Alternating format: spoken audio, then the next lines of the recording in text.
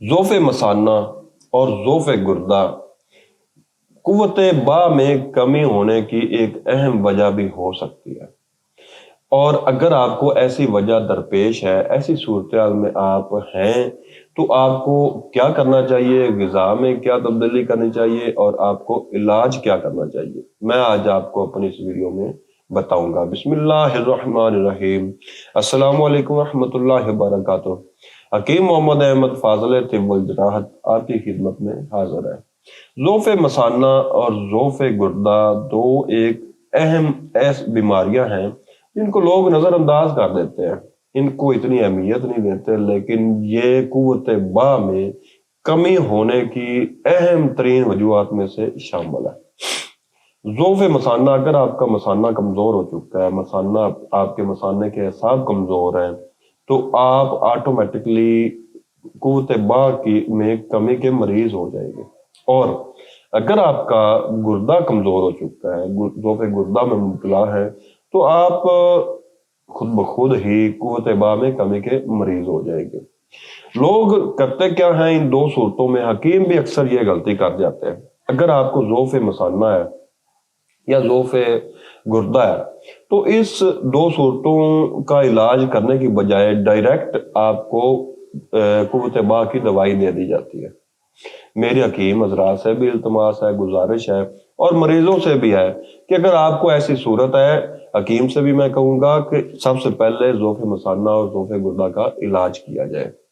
اور میں آج آپ کو ایسی صورت میں آپ نے کیا استعمال کرنا ہے، میں آج آپ کو ایسا انتہائی اہم نسخہ بتاتا ہوں جس کے استعمال سے انشاءاللہ آپ کی ذوف گردہ، ذوف مثانہ اور قوت با میں جو کمی ہو چکی ہے وہ بھی انشاءاللہ پوری ہو جائے گی۔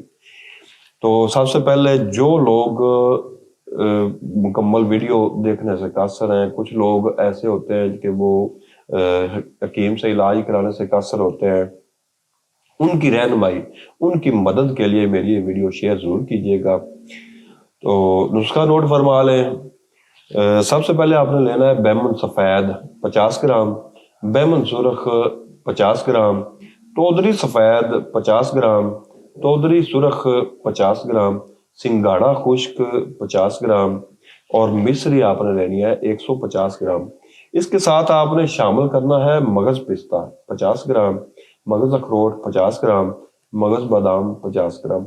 ان تمام ادویات کو باریک پیس لینا ہے، مغزیات کو الگ پیس لینا ہے، خشک ادویات کو الگ باریک پیس لینا ہے۔ ان تمام ادویات کا جو صفوف اکٹھا ہو، اس کو آپ نے بھیڑ کے دودھ میں پکا لینا ہے۔ تقریباً 5 کلو آپ نے بھیڑ کا دودھ لینا ہے، اس تمام دوائی کو اس میں ڈال دینا ہے، اس کو پکاتے جائیں۔ جب بھیڑ کا دودھ خشک ہو جائے، مکمل برفی کی سی مانند بن جائے، تو وہ آپ کی دوائی تیار ہوگی، جس کا فائدہ ہوگا ذوف با میں۔